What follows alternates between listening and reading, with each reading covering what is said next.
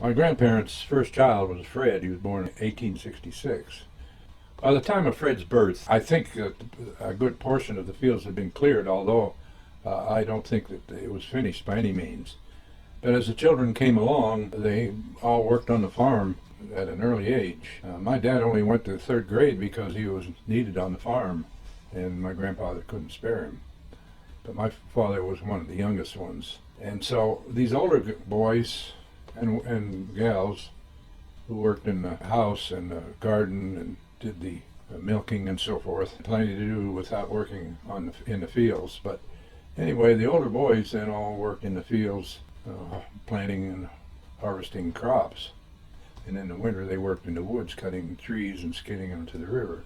So they had a year-round job without mercy, that's for sure. But as the years rolled by, I'd say probably at the turn of the century, the other events were interfering with this not so idyllic life.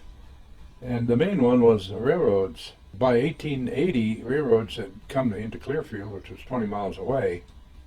And by 1900, they were passing down along the river near Granddad's farm and the locality around there. And of course, the railroad offered jobs that paid money. These farm jobs that Grandpa offered his children didn't pay, and I don't know if he shared the timber profits or not, but I suspect that the boys were not contented with the income that they were getting. And so when the railroad came, that gave an opportunity not only, as I mentioned, for local jobs, but also to travel to other parts of the country. Coincidentally, the automotive industry and other industries were beginning to bloom in regions such as Akron, Ohio, and Detroit, with Henry Ford and his nascent operation there, and others too were beginning to tinker with the rudimentary automobiles of that day. And with passenger service, many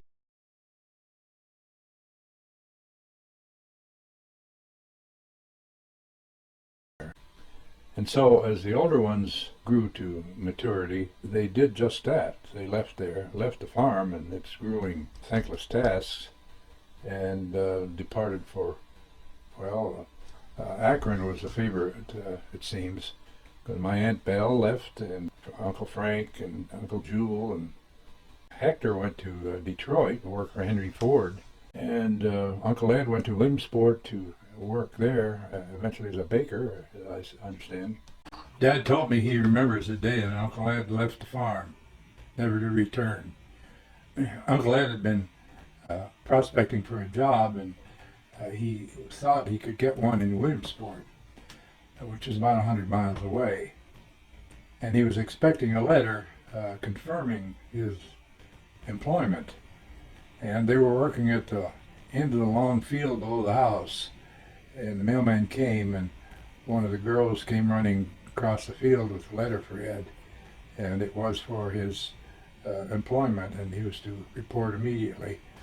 So Dad said he literally ran back to the house and got his rags and walked the 2 miles over to the train station and caught the train to Williamsport.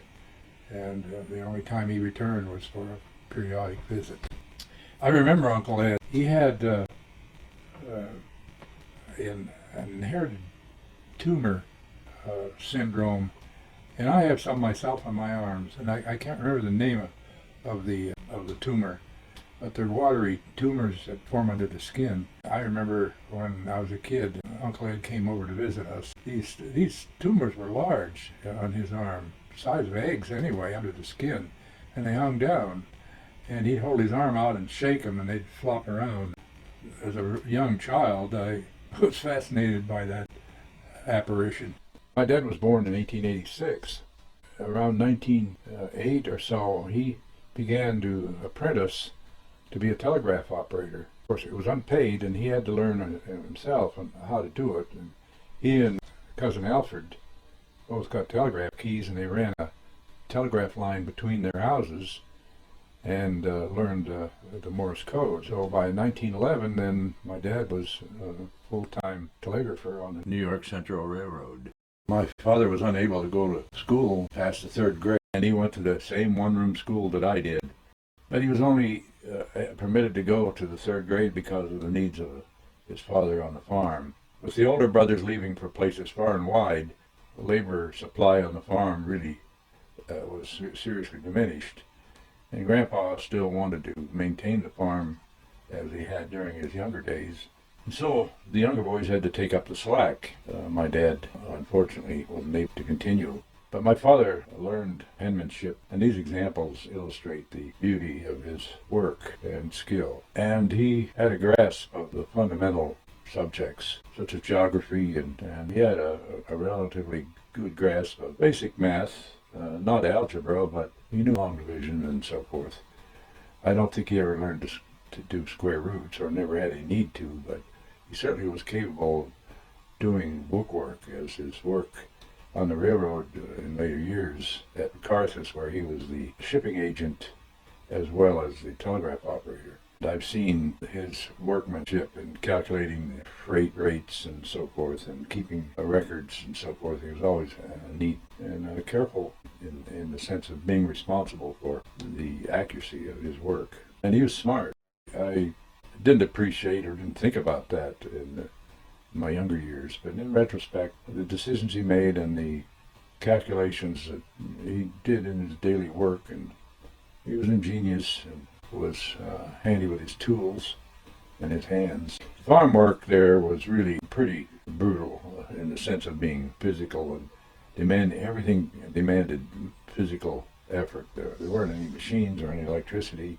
I remember the harvesting of the hay, which was a vital necessity for winter feed for the cattle and horses. Hay was cut and dried in the fields and raked over several times to turn it over to be sure that it was dry before it was put in the barn.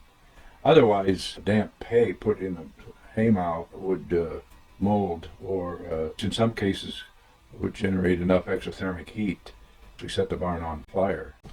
Of course, it had to be cut by using a scythe or the cradle, and then after it was raked over a couple of times and dried and piled as high as men on the ground could throw it up into horse-drawn wagons. There was a man on the wagon packing it down and making the load so they could haul as much as they could into the barn at one time. And then when they got into the barn, they had to fork it off of the wagon into the haymow. So it was a labor-intensive job, and it took several men to do it. It was impossible for one man to make hay, and the neighbors would cooperate with each other and help get their hay in, because it was really important to have the feed prepared and in the barn by the time the winter came. I remember the air being filled with little bits of chaff and so forth that came off the hay and filled the barn, and the sun shining through the cracks in the barn walls would illuminate the air that was so filled with this these dusty particles. As I mentioned, farm work was really hard work, all manual. And for example, the corn harvest consisted of manually cutting each stalk with a handheld miniature scythe, which is just really a stick with a sharp blade at right angles on one end, and whack each stalk off at ground level, and then stack the stalks together until they dried. And usually after the frost, then the stacks of corn, which were called shocks, were hauled into the barn on the wagon with a team of horses and spread out on the barn floor, and then a group of men would sit around and pull the ears off of the stalks and take the husks off of each ear. It was a laborious job, and usually done with kind of a party or something. A group of men would sit around and kept conversation and distracted them from the monotony. This is an original tool used by my grandfather and father, or whoever was doing husking on the farm. I can't know specifically whose it was, but it's original, and it's at least 150 years old, and it's fit like this. You pierce the top of the ear along the grains and just rip down through, and it split the husk off of ear and could be easily removed than breaking it off at the root of the ear. But anyway, nothing was easy. The hay and the wheat and the other grain crops were harvested with a cradle, and this picture shows the cradle being used. And it consisted of a scythe, which was a curved handle, wooden handle curved to fit the natural swing and position of the operator, and then about a 3 foot long sharpened blade at right angles at the bottom of it. And the side just consisted of those two basic pieces, whereas a cradle had a right angle arm with fingers that extended along the length of the blade, and as the whole assembly was swung, the fingers would guide the cut stalks of grain, and as he swung around, he could lay them in a row behind him. That made the secondary operation of picking up those stalks of grain and stacking them together to dry in the fields much easier and quicker. But the back-breaking work of swinging that relatively heavy scythe and finger assembly thousands of times a day must have been, well, it took a good man to do it, that's for sure. These people put together showing the use of the cradle. I don't have permission to use it, but I hope I'll be forgiven for using it. I'm showing the attribution, though, and I didn't think my explanation was good enough to really show the back-breaking labor that it took to harvest the grains in the old days. And this was typical up through well into the 20th century. Working in the woods was very difficult. In the winter, of course, the snow and the cold weather kept the flies and bugs down, but during the summer it was almost intolerable in the woods if you were working, because of your sweat, and the odor of your sweat attracted these little nasty bugs of various sorts. But the worst one was a little fly, a blue-colored fly, and it stung. It was a very it was more sharp pain than a mosquito bite. I remember, about 25 years ago, I was back to Frenchville during the summer vacation, and my cousin Tom and I decided to drive back into the mountains behind Frenchville. Something to do, spend some time with Tom and in our old native woods. But anyway, we drove back down through very, very sparsely populated there and dirt roads. There was something at a little bridge that Tom wanted to show me or something. I don't remember why we stopped, but we got out of the car and we walked back up the road a little distance, and we soon encountered a swarm of these little blue flies, and we had to retreat back into the car. They got so numerous, and the stinging was so uncomfortable that they drove us out of there. The men that worked and cut the timber, of course, didn't have any escape, and the fact that those hills back there were so steep, it was difficult to understand how they could even stand upright and cut the trees with these crosscut saws. My dad and I used to go out in the woods when I was a kid and gather up firewood. We'd cut up trees that had fallen. We never cut a live tree for firewood, but there are always plenty of deadfalls that we could use. Of course, we cut them up into 18-inch or so lengths so that they could be split into firewood for Mom to start the fire in the mornings. We didn't burn wood in the house for general heat. We used coal for that purpose. But Mom needed firewood to start the fire in the mornings, because coal is not easily ignited, and it took heat to ignite the coal in the stove.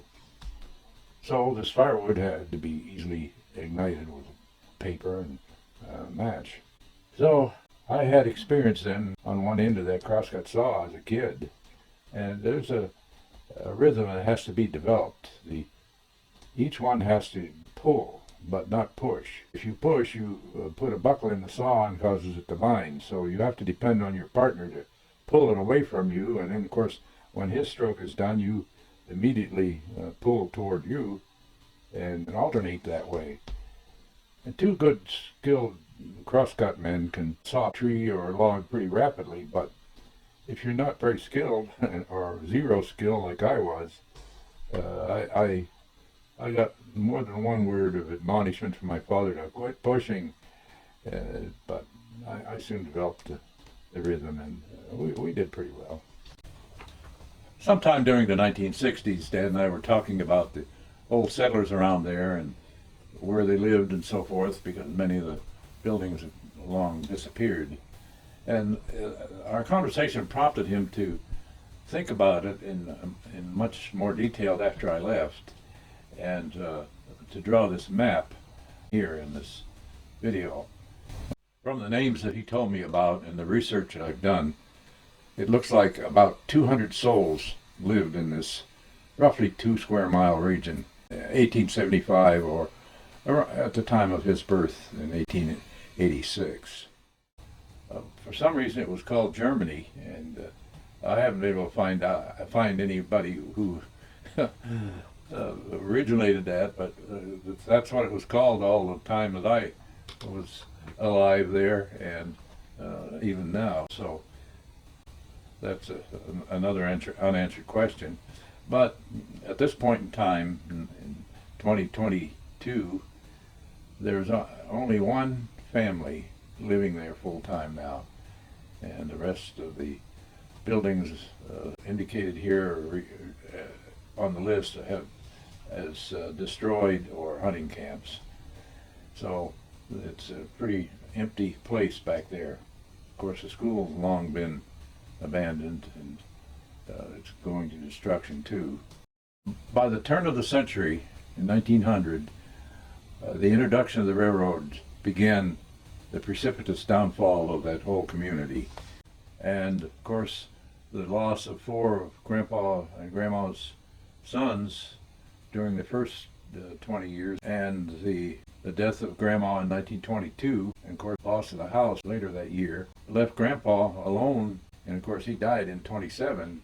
So in 1928 and 29 and 30, the house was vacant. Of course, in 1930, Mom and Dad had to move back there because of the Depression. But the decline of the farm was really precipitated by the introduction of the railroads. Not only the Rougeux farm, but the whole community. The third generation of young people in that area knew there wasn't any future there, and they all emigrated to various parts of the world via the railroad. So by the time Dad and Mom moved back because of the Depression and the crash of the economy in 1930, Dad didn't have any equipment or horses or anything, and farming in the 30s was a lost cause because of the Depression and the lack of economy. The farm and the whole community began to be abandoned. And of course now today, as I mentioned earlier, there's only one family that lived back there. It's a far cry from the 1800s, when 200 that I'd estimated lived there had disappeared, died, moved away. All this loss meant that there wasn't anybody else remaining to live on the farm. And that began the long decline to the point where it is today. The only existing building anymore is the granary. By the time I was born, the barn was already leaking. All the buildings had wooden shingles on them, and I remember as a little child seeing dripping down on the plank floor of the barn floor, and it eventually ate a hole through the plank over the years, and the other timbers rotted away, and when we sold it in the 60s, the new owner immediately tore it down and salvaged what he could out of it. Today, in 2020, the fields have been reclaimed by the white pine and other less desirable growth, so that the fields themselves now have disappeared under the canopy of a new forest. And the house that Dad built for his father in 1924, the last time I saw it, had structural failure on the right rear corner. The place that gave Grandpa and great-grandpa their start and prosperity has returned to nature. primarily because of the poor soil there. That ancient forest contributed nothing to the fertility of the ground. The acidic leaves and needles and so forth didn't generate good topsoil, and the ground itself, not nice soil, full of little flat types of slate-like stones. There aren't any farms anymore in that region. I'm going to interrupt the general continuity of my story here with the interjection of pictures and comments taken in July of 2022 on a return trip to Frenchville in my son John's new Tesla, to give you a comparison of what the farm looks like today, 100 years after what this video has shown, and how nature has demanded its retribution for the efforts that great-grandfather and grandfather put into this place in the 1800s. On July 15th, 2022, one of my sons in his Tesla offered to take me back to Frenchville. I gladly accepted. So we left on Friday morning and drove up there, arrived there the evening at a very nice place along a lake where he had rented a condo. It was a beautiful place in the woods near Du Bois. Then the next day, Saturday morning, we got up early and drove down to Frenchville, which was about 30 miles further east, and was able to see the old house and places where I was raised. The original house that stood on this foundation was built probably in the 1860s or so. After the house burned down in 1922, my grandfather lived with his various children for a while, but didn't like that at all. So in the fall of 1924, my dad took over a month off work and built this house on top of the existing foundation. And so he lived here until he died at the age of 92 in 1927. And the house stood empty then until roughly January or so of 1930. After the crash of 29, my dad's job disappeared as a telegraph operator on the railroad. The whole economy collapsed and he had no work. And so in order to survive, and he was a newly married man, married just about a year or so before that. I was born in April 1929, about 6 months before the crash. This is where I childhood and youth.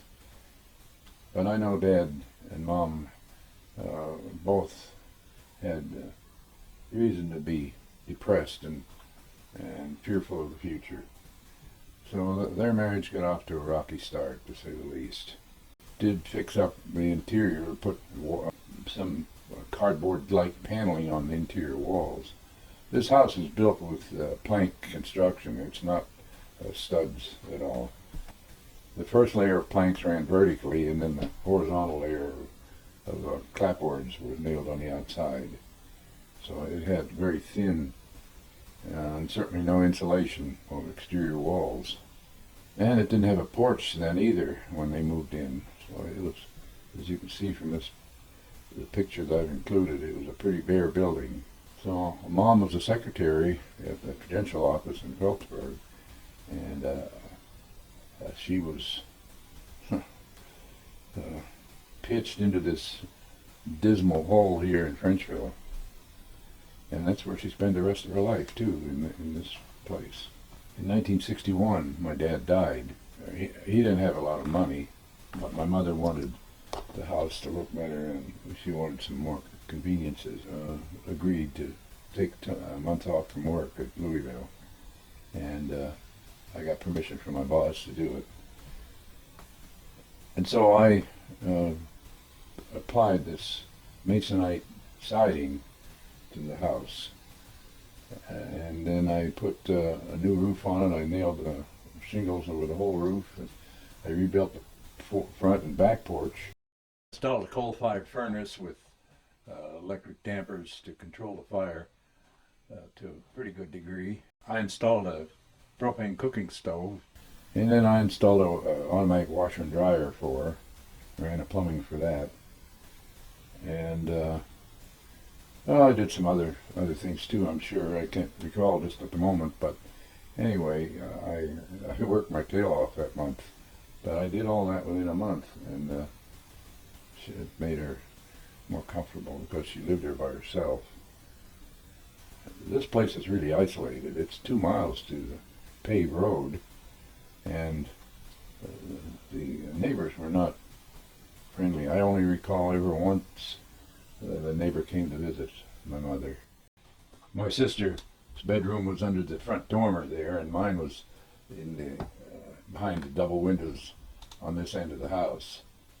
And the kitchen was to the left lower window corner, and the living room was at the right right end corner window here, where I'm pointing. And one night we were sitting at the kitchen table there, behind the window there on the lower left. And as an aside, my father always spoke French to Ruth and my sister, and of course he spoke English to Mom, and Mom spoke English to everybody. So at the table there was a bilingual conversation going on. Sure wish I had a tape recording to record that. That must have been something to hear. But my mother understood French, so we couldn't pull anything funny on her, but she never spoke it. But anyway, one summer evening, well, at the table, I sat with my back to the window, and my sister faced the window on the opposite side of the table. My mother sat on my right, and my dad sat on my left. So one summer evening, we're eating supper, and Ruth looked out the window, and she said, "Un chef mange le jardin." And my dad, of course, knew what that meant. That meant that a deer is eating in the garden. And he looked out, he saw the deer, so he jumped right up and he ran over to the corner of the kitchen behind the stove where the rifles and guns were stacked in the corner. So he grabbed the .32 Winchester and some shells off of the shelf there, and ran up the stairs to my bedroom, and I followed him right on his heels.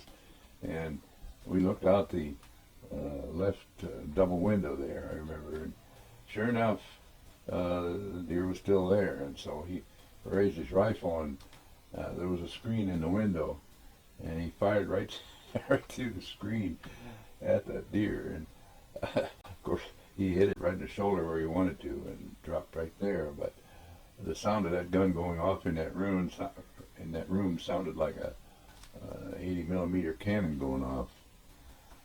But of course, it was in the summer and illegal, and so we hastened down to drag it into the basement, get it out of sight, and get the skin off of it and bury it some below the house there in the swamp, or the old dam, and cut the meat up and get it butchered in rapid haste. The game wardens in those days, and they may still be, draconian. If they caught you poaching and a deer in your car, state law said that you lose the car and the gun, and there's a $500 fine. And those were really draconian effects during the Depression. $500 is more than a lot of people made in a year, certainly more than Dad made in a couple of years subsequent to the move there. And the winters were very brutal during that period of time, in addition to the other difficulties. This is a view along the south side of the house.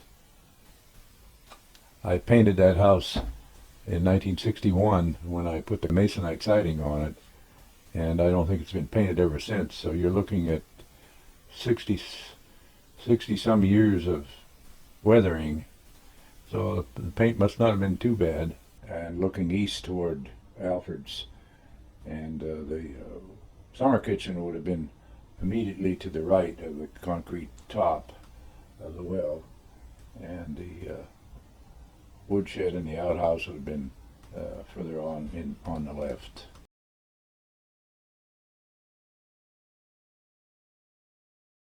I'm talking to Mike Merritt about the electric pole. I remember the day that the hole was dug for that pole in 1939, and the guy that dug it was Hilary Billet, and he was a local guy, and he and I had a conversation about the poor coal seam that he hit when he was digging that hole. Of course, all the light poles were dug by hand then with a special two-sided shovel with long handles on them. This is a view looking toward the area across the road where the barn and the wagon shed were. This little building is the only remaining building on the farm. That was the granary. And it's a view looking east toward Alfred's. They mowed that field there for some reason. This is basically the same view, except that the woodshed, bathroom, and ice house have long disappeared. And this whole area is now covered with trees.